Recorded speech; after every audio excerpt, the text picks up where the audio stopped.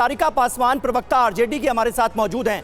सारिका जी, लालू यादव तो भ्रष्टाचार के केस में दोषी हैं, अरविंद केजरीवाल पर संगीन इल्जाम लगे हैं। अब एक परसेप्शन बीजेपी ये भी बना रही है आम जनता के बीच की, देखिए भाई, भ्रष्टाचार के संगीन इल्जाम जिन लोगों के ऊपर हैं, जो दोषी भी पाए गए, अब सब राजनीतिक दल नरेंद्र मोदी को हराने के लिए एकजुट हो रहे हैं। क्या आपको लगता है कि यह परसेप्शन जनता के बीच जा सकता है, इसका नुकसान हो सकता है? देखिए समीर जी, इन 10 सालों में, या मैं इससे पहले कहूं कि लैला मजनू की कहानी भी, प्रेम कहानी भी इतनी मशहूर नहीं हुई जितनी इन 10 सालों में भ्रष्टाचारियों और भाजपाइयों की प्रेम कहानी मशहूर हुई है। अरे सारे भ्रष्टाचारी तो आज भाजपा में ही हैं, और नरेंद्र मोदी जी चाहे 100 रैलियां कर ले, लेकिन जनता का विश्वास उन्होंने खो दिया है। एक पटना की गांधी मैदान की रैली काफी है भाजपाइयों को यह जवाब देने के लिए कि जनता ने आपका विश्वास खो दिया। अब रैली पे रैली आप करते रहे। पहले ये बता देना कि 2014 में इन्होंने देश की जनता से वादा किया था, काला धन, बेहतर सुविधाएं, शिक्षा का स्तर बढ़ाएंगे, कौशल विकास के द्वारा रोजगार देंगे, कर नीति, और इतना ही नहीं, गरीब और अमीर के बीच के अंतर को भी समाप्त करेंगे। तो क्या उन्होंने अपने वादे को पूरा किया? क्या 2020 में भी उन्होंने कहा था नेशन फर्स्ट रखेंगे, लेकिन भारतीय जनता पार्टी ने खुद को फर्स्ट रखा।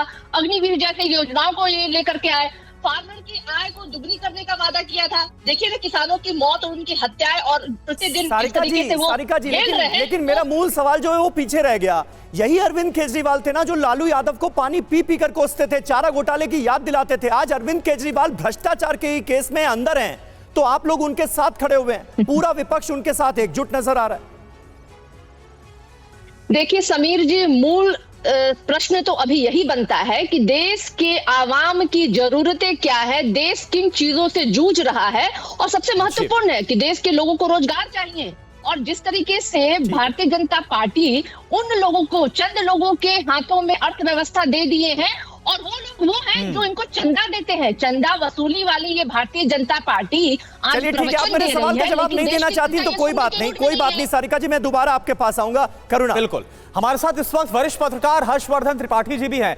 हर्षवर्धन जी, क्या लगता है आपको, देखिए जो पूरा विपक्ष है, जो इंडिया अलायंस के नेता है, वो आज एक साथ एक मंच पर नजर आ रहे हैं। बड़े नेताओं की गिरफ्तारी, अरविंद केजरीवाल, हेमंत सोरेन का अंदर जाना, जो दावा किया जा रहा है विपक्ष की तरफ से कि इसका जो मैसेज है वो वोटर्स के अंदर जाएगा, सिंपैथी वोट उनको मिलेगा, तो क्या आपको लग रहा है एक साथ आना और इस तरह से सब माहौल बनना, क्या इसका इंडिया अलायंस को फायदा मिलता हुआ नजर आ रहा है? क्या होता हुआ आपको दिख रहा है?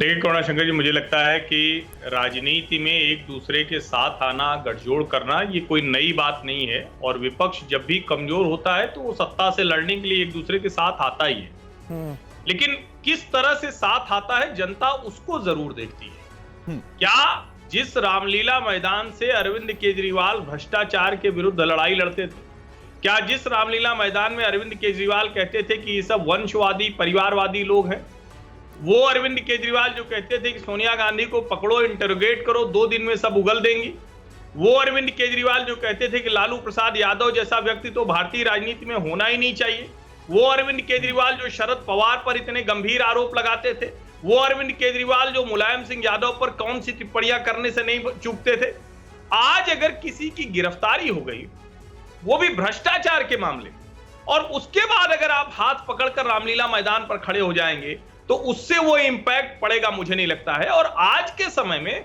सब कुछ बड़ी तेजी से सामने आ जाता है, तो आप भले कहें कि नरेंद्र मोदी की सरकार है, तानाशाही कर रही है, एजेंसियां सब पकड़ ले रही हैं, लेकिन ये सबको दिख रहा है कि इसमें ढेर सारे मामले तो ऐसे हैं जो शायद नरेंद्र मोदी की सरकार आने के पहले ही दोषी हो चुके थे या फिर आरोपी थे, या गंभीर मामले चल रहे थे यूपीए की सरकार के समय में। और इस समय भी जो मामले हैं उन मामलों में साफ साफ दिख रहा है कि कांग्रेस पार्टी ने कहा था कम से कम 100 करोड़ का घोटाला अरविंद केजरीवाल ने किया है शराब मामले में। तो ऐसे में ये नेता एक दूसरे का हाथ पकड़कर खड़े होंगे और कोई सहानुभूति मिल जाएगी, ऐसा मुझे बिल्कुल नहीं लगता।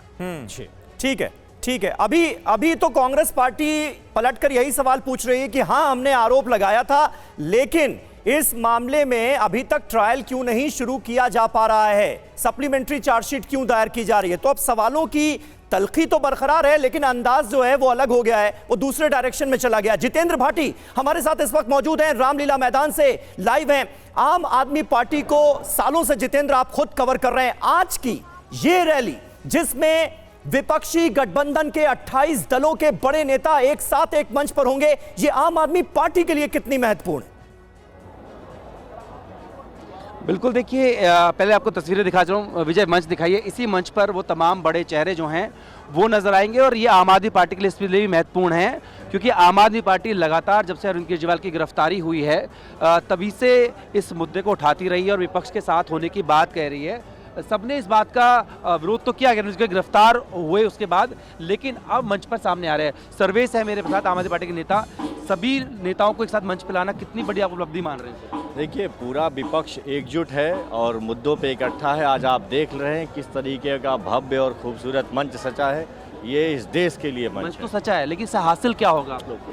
देखिए, पूरे देश को महंगाई मार रही है, बेरोजगारी मार रही है। पूरा देश इकट्ठा होने के लिए व्याकुल था।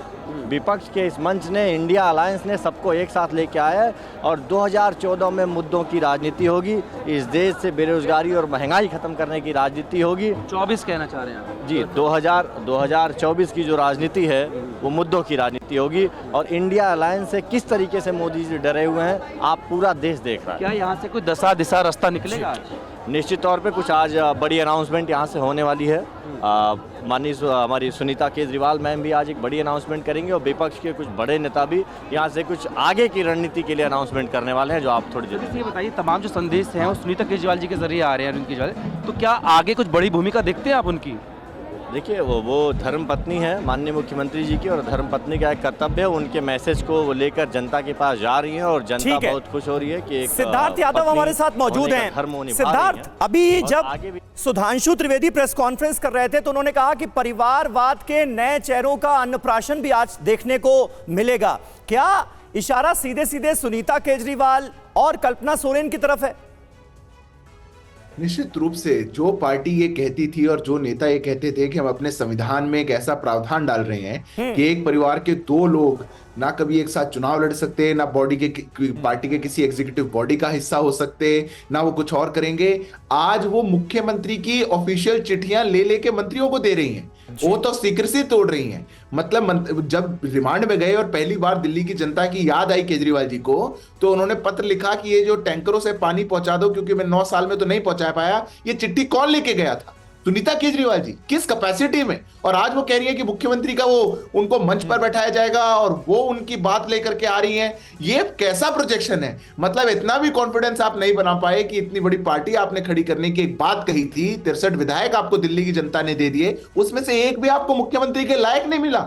अपने मंत्रियों पर किसी पे विश्वास नहीं बना कि आ जाएंगे। अंततः जैसा डीएनए था उन्हीं लोगों के साथ वो खड़े हैं और वैसा ही काम वो कर रहे हैं। इनका डीएनए सबका एक है। ये बात हो सकता है कुछ और बोल दें, पर ये भ्रष्टाचारी भी हैं, ये परिवारवादी भी हैं, ये एक ही डीएनए की सारी पार्टियां हैं, वही आज मंच पे दिखे। ठीक है, तो एक जैसा डीएनए होने की बात आप बोल रहे हैं, इस पर कांग्रेस और आम आदमी पार्टी क्या कहना है इस पर जवाब लेंगे। लेकिन रजनीश भी इस वक्त हमारे साथ रामलीला मैदान से जुड़े हुए लाइव, उनका रुख करते हैं। रजनीश, हम देख पा रहे हैं मंच पर तमाम अलग अलग नेताओं की जो तस्वीरें दिखाई जा रही हैं, इसमें अरविंद केजरीवाल को सलाखों के पीछे दिखाया जा रहा है और वहां पर लिखा गया है तानाशाही हटाओ, लोकतंत्र बचाओ। तो क्या जो मुख्य मुद्दा है वो गिरफ्तारी रहने वाला है या फिर कुछ और भी मुद्दे आज इस मंच से उठाए जा सकते हैं विपक्ष की तरफ से?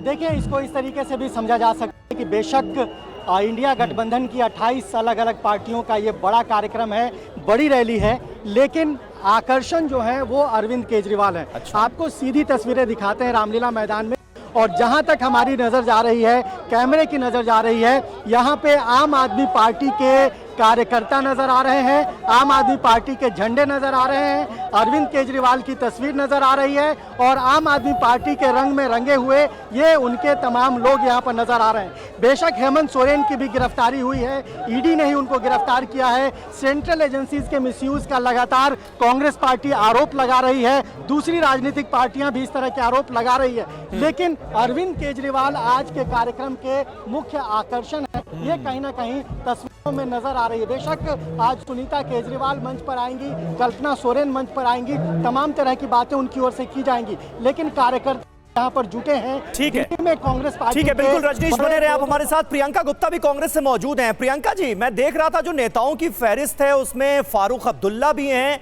और महबूबा मुफ्ती भी हैं। कांग्रेस पार्टी के तो तमाम बड़े नेता मौजूद होंगे ही, लेकिन हम जम्मू कश्मीर की अगर बात करें तो गठबंधन से तो बाहर का रास्ता दिखा दिया गया महबूबा मुफ्ती को। यहां पर आप लोग एकजुटता का एक मैसेज देने की कोशिश कर रहे हैं, क्या हो रहा है? देखिए, मुझे लगता है कि जिस तरह से लोकतंत्र के हनन की बात है, तो चाहे जम्मू कश्मीर हो, चाहे प्रदेश के अन्य प्रदेश हो, हर जगह यही इसी तरह की स्थिति सामने नजर आएगी। परंतु आज जिस तरह की बातें हो रही हैं कि आज किसी की पत्नी मतलब किसी के विषय में बात नहीं कर सकती, ये भारतीय जनता पार्टी का चाल चरित्र और चेहरा है जो महिला विरोधी है। मुझे लगता है कि इस देश की प्रथा रही है कि जब पति जो है किसी तरह से जो है अनुपलब्ध होते हैं तो पत्नी आप उसका चार्ज लेती है, और इस देश में इतिहास है इस बात का। चाहे आप रानी लक्ष्मीबाई को देख लीजिए, चाहे उससे पहले भी कई कथा इस तरह की है। तो मुझे लगता है कि आज भारतीय जनता पार्टी पूरी तरह से डरी हुई है, प्रियंका जी महसूस कर रही है। जी, मुझे लगता है कि भारतीय जनता पार्टी को ये सोचने की जरूरत है कि किस तरह से भारतीय जनता पार्टी सवाल महबूबा मुफ्ती पर था प्रियंका जी। महबूबा मुफ्ती भी इसी लोकतंत्र के बचाने की लड़ाई में खड़ी हुई हैं। अच्छा। और मुझे लगता है कि इस लोकतंत्र के बचाने की लड़ाई में सभी पार्टियां एक साथ हैं, गठबंधन में साथ हो ना हो, परंतु आज जिस तरह से कांग्रेस पार्टी के अकाउंट सीज कर दिए गए हैं और उनके ऊपर आईटी डिपार्टमेंट का नोटिस जड़ दिया गया है कि 1823 करोड़ रुपए का आपके ऊपर देनदारी बचती है, तो मुझे लगता है कि भारतीय जनता पार्टी जिस तरह से डरी हुई है कि आज जो विपक्ष की पार्टियां हैं, स्पेशली कांग्रेस, चुनाव ही न लड़ पाए। मुझे लगता है कि ये भारतीय जनता पार्टी का डर है। ठीक है, तो यहाँ पर तभी यही वजह है जो आपकी तरफ से कहा जा रहा है कि विपक्ष के जो सभी नेता हैं, जो दल है, वो एक साथ आ रहे हैं। हर्षवर्धन जी, मेरा सवाल आपसे है, देखिए उससे अन्य प्राशन को लेकर मैं आपसे सवाल करना चाहूं, क्योंकि लगातार हम सुनीता केजरीवाल को देख रहे बड़ी अहम भूमिका में, चाहे उनकी तरफ से संबोधन करना उसी कुर्सी से जहां से अरविंद केजरीवाल संबोधित करते थे, या फिर आज एक बार फिर से संदेश पढ़ना हो। हाईकोर्ट की तरफ से भी कहा गया कि कोई कानूनी अड़चने तो नहीं है, अगर सीएम बने रहते केजरीवाल, लेकिन व्यवहारिक दिक्कतें हो सकती हैं। तो क्या कोई इंपॉर्टेंट रोल में आप देख रहे हैं आने वाले वक्त में सुनीता केजरीवाल को? देखिए, मुझे लगता है कि अरविंद केजरीवाल जी ने बहुत पहले ये तय कर लिया था कि किसी भी स्थिति में अगर उनसे कोई पद छीनेगा, मैं संगठन की भी बात कर रहा हूं, सरकार की भी बात कर रहा हूं, क्योंकि सरकार में ऐसे पद जाएगा, कोई शराब नीति बनेगी, उसमें घोटाले के आरोप लगेंगे, ये तो तब नहीं था, लेकिन संगठन भी उन्होंने दुरुस्त किया। देखिए, आज तक उन्होंने सबसे पहले कहा था कि पार्टी में पद पर कोई लंबे समय तक नहीं रहेगा, इसकी व्यवस्था करेंगे। संयोजक का पद आज तक अरविंद केजरीवाल के पास है, यानी संस्थापक से लेकर आज तक वही हैं, 2011 से लेकर आज तक। जब ये कहा जा रहा था कि अगर किसी स्थिति में सरकार जाएगी तो कौन मुख्यमंत्री बनेगा, अरविंद केजरीवाल जी ने यह तय किया है कि सुनीता जी के अलावा कोई और नहीं बनेगा। लेकिन चूंकि ये बार बार चर्चा चल रही थी, हर कोई राबड़ी देवी जी से तुलना कर रहा था, तो शायद एक जिसको कहते हैं ना कि स्टॉप गैप अरेंजमेंट, या कहें कि ग्रूम करना, तैयार करना, वो एक कोशिश दिख रही है। और अब तो वो बहुत साफ दिख रहा है, सुनीता जी ने चार्ज ले लिया है, भले वो मुख्यमंत्री नहीं है, लेकिन बिल्कुल। और सुनीता केजरीवाल और कल्पना सोरेन की ये गले मिलती हुई तस्वीर भी सियासी गलियारों में चर्चा का विषय बनी हुई है।